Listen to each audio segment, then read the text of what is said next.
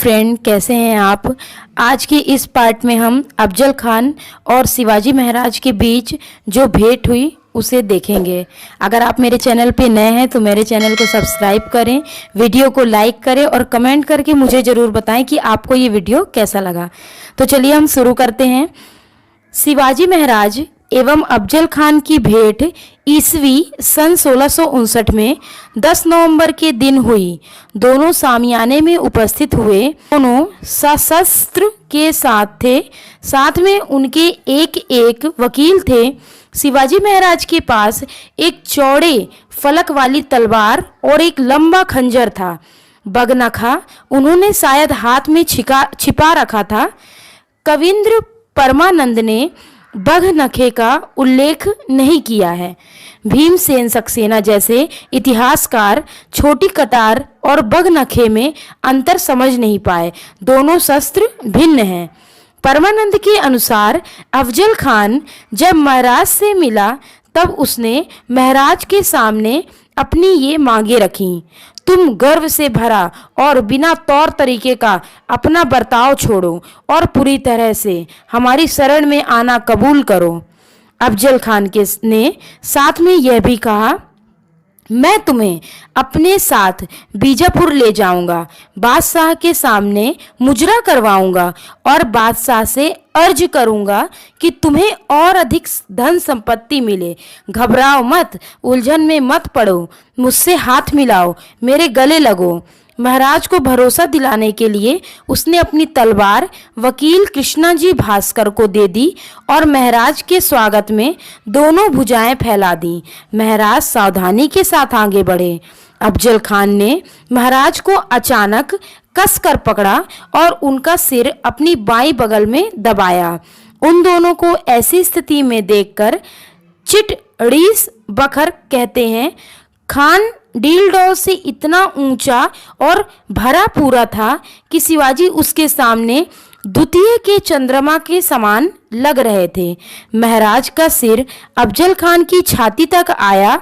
क्षण मात्र में अफजल खान ने कटार निकालकर शिवाजी की बाईं छाती में भोंक देनी चाहिए, लेकिन यह क्या, शिवाजी अपने वस्त्रों के नीचे बख्तर पहने हुए थे। कटार बख्तर से टकराने की सिर्फ आवाज हुई, घाव हुआ ही नहीं।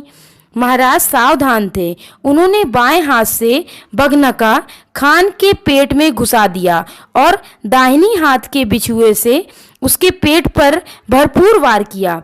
खान ने अपने गुमान में बख्तर पहना ही नहीं था। क्षण मात्र में उसकी अतड़ियां पेट से बाहर निकल आईं। खान दर्द से कहार उठा। शिवाजी महाराज की गर्दन पर उसकी पकड़ ढीली हो गई। शिवाजी छूटकर अलग हट गए। खान के से रक्त की धाराएं बह चली। वह मूर्छित होते होते जोर से चिल्लाया, दगा दगा, दुश्मन ने मुझे मारा है, इस दुश्मन को मार डालो। खान का वकील, जिसके हाथ में खान की तलवार थी और जो पास ही खड़ा था, महाराज को मारने के लिए लपका, किंतु महाराज ने भारी पट्टे से वार करके उसका काम तमाम किया। महाराज के सिर पर थोड़ा घाव हुआ था। खान की चिल्लाहट सुनकर सैयद बंदा दौड़कर आया और महाराज पर वार करने की कोशिश करने लगा। उसी समय जीवा महाला ने दौड़ते हुए आकर अपनी तलवार के एक ही झटके से सैयद बंदे का हाथ कंधे से काट डाला।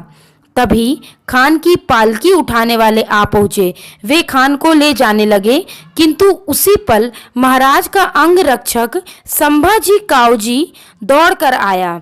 उसने पालकी वालों के पैर काट डाले। संभाजी कावजी ने स्फूर्ति से तलवार चलाकर खान का सिर धड़ से अलग कर दिया।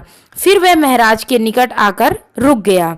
जीवा महाला और संभाजी कावजी को साथ लेकर शिवाजी महाराज प्रतापगढ़ की ओर रवाना हुए।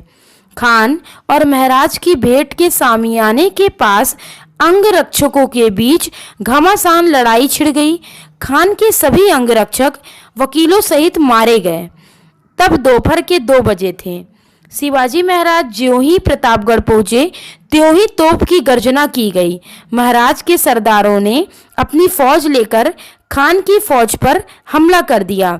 इसी के साथ अफजल खान के मारे जाने की खबर उसकी फौज तक पहुंचा गई। खान के 12,000 फौजी हक्के बक्के रह गए, मारे निराशा के उनके पसीने छूट गए।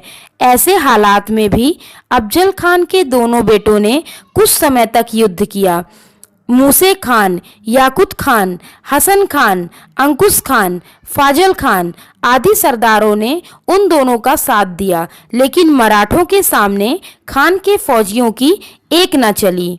लड़ाई शाम तक चली। मूसे खान की ऐसी गत बन गई कि उसके पास हथियार ही न बचे और उसे युद्ध से पीछे हटना पड़ा।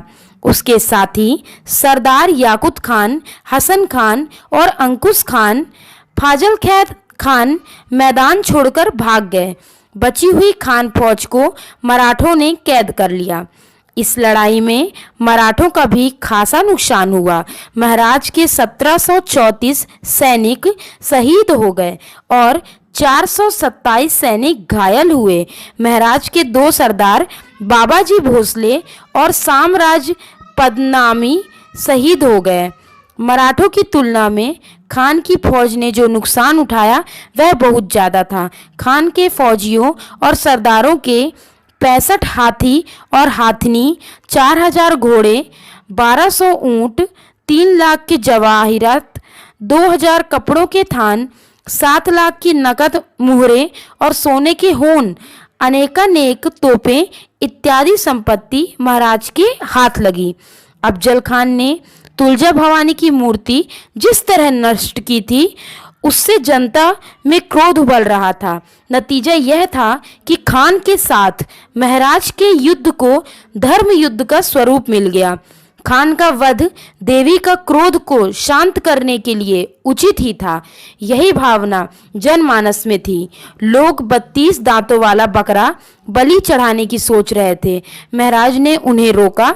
जनता जनार्दन को साथ करने के लिए महाराज ने अफजल खान का कटा हुआ सिर मातोश्री के पास राजगढ़ भेज दिया। महाराज ने खान का सिर एक पिंजड़े में रखकर जीजाऊ माँ साहेब के सामने पेश किया। फिर उसे प्रतापगढ़ के किले के एक बुर्ज के नीचे इस्लामी रीति रिवाज से दफन कर दिया गया। उस बुर्ज को अफजल बुर्ज कहा जाने लगा। खान के पार्थिव शरीर को भी उचित सम्मान के साथ दफन किया गया। उम्मीद करती हूँ कि यह पार्ट आपको अच्छा लगा होगा दोस्तों। इसके आगे हम अगले चैप्टर में देखेंगे। Thanks for watching.